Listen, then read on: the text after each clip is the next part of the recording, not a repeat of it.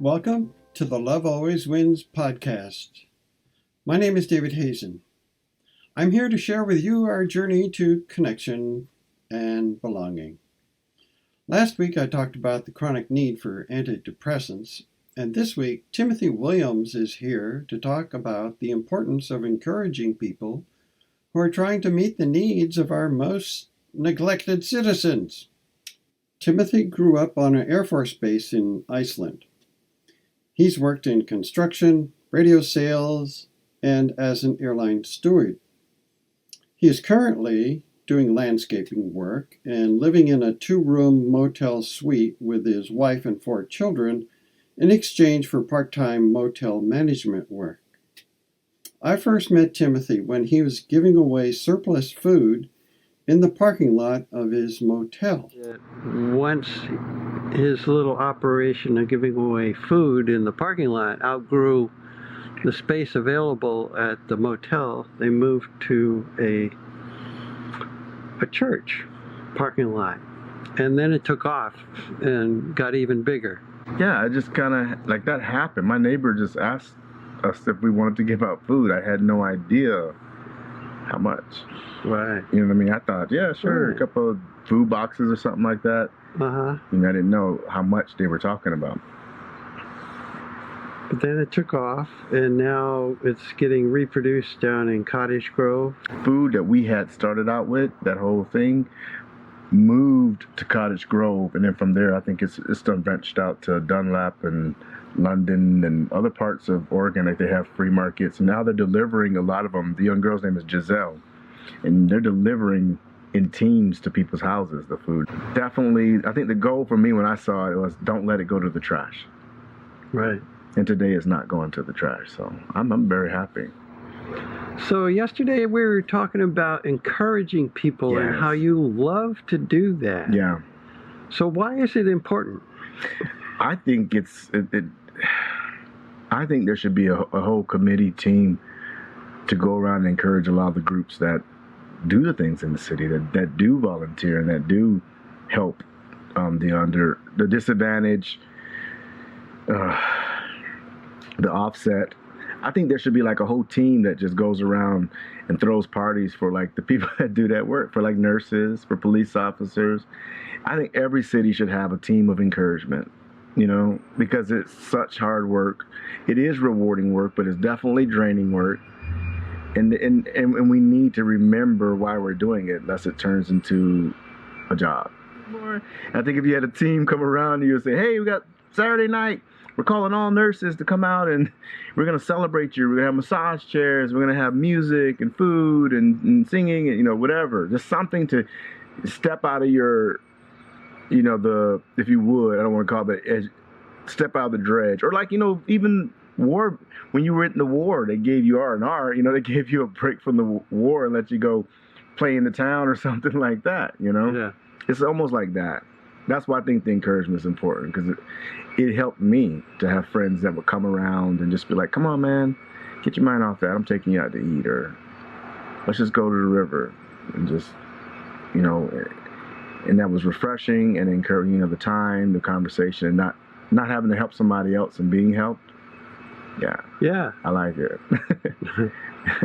Instead of giving all the time, balancing it with some receiving.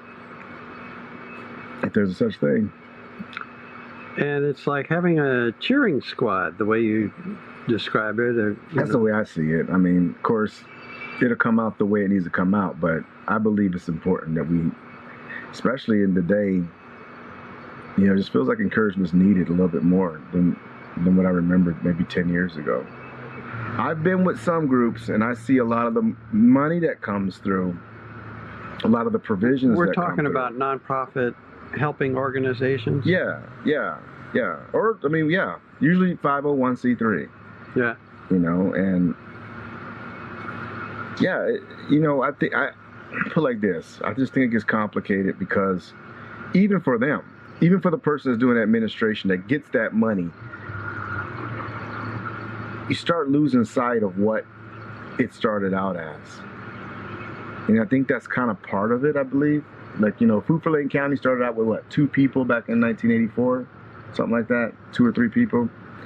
And they weren't 501c3 when they started. They didn't get 501c3 until like 94, or it was in the 90s when they got actually 501c3.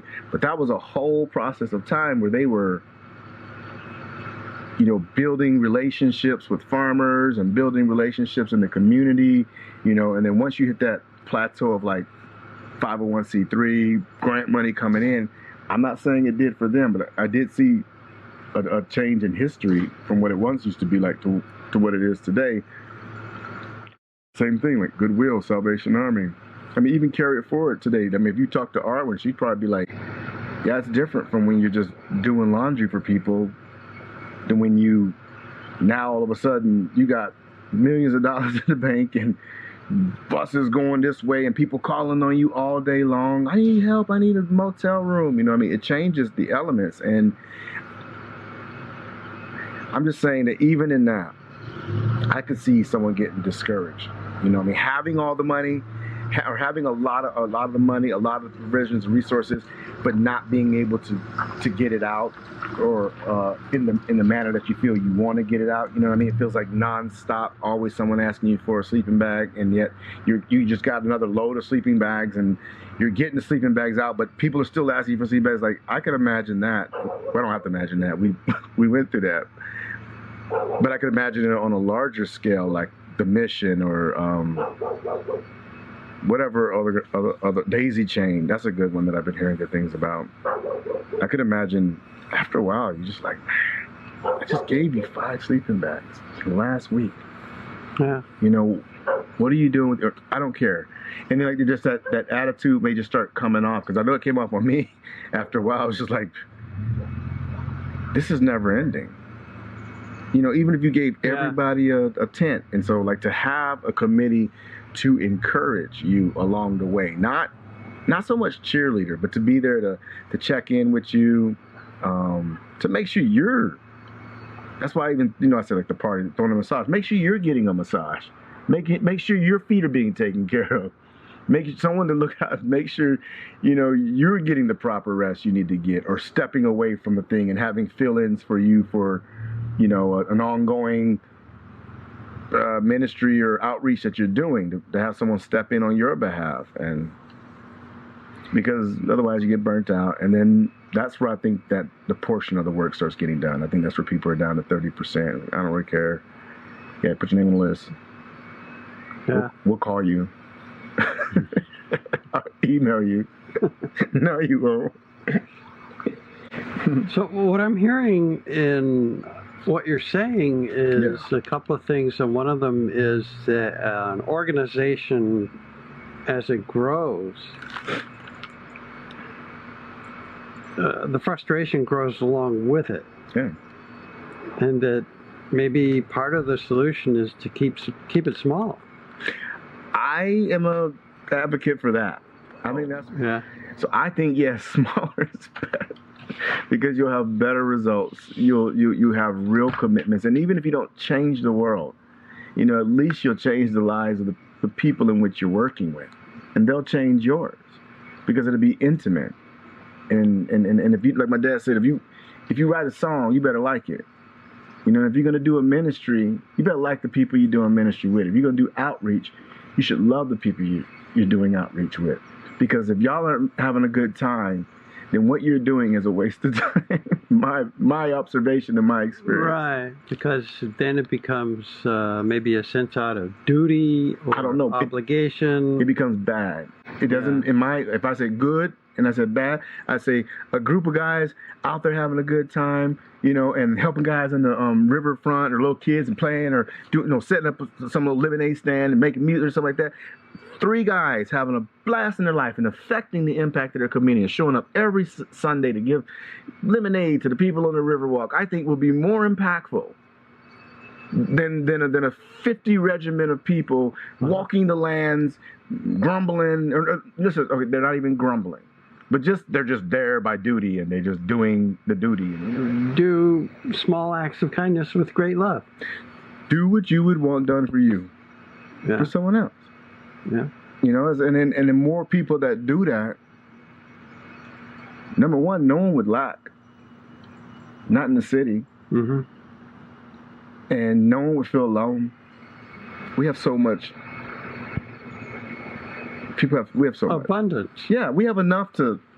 Right. To But what we have is a collective thought process of scarcity. Yeah, I could see that. But then yeah. But somebody has to be the grown up. Somebody has to step Somebody up and has says, to break the cycle. here. Yeah. Somebody has to share the tea, Yeah. right? Next week, I will describe the recovery cycle that begins with the admission that we don't have any answers for a crisis in our life. Until then, as a reminder to both you and me, let's pay attention to our breathing and keep it gentle. Yeah, I love you.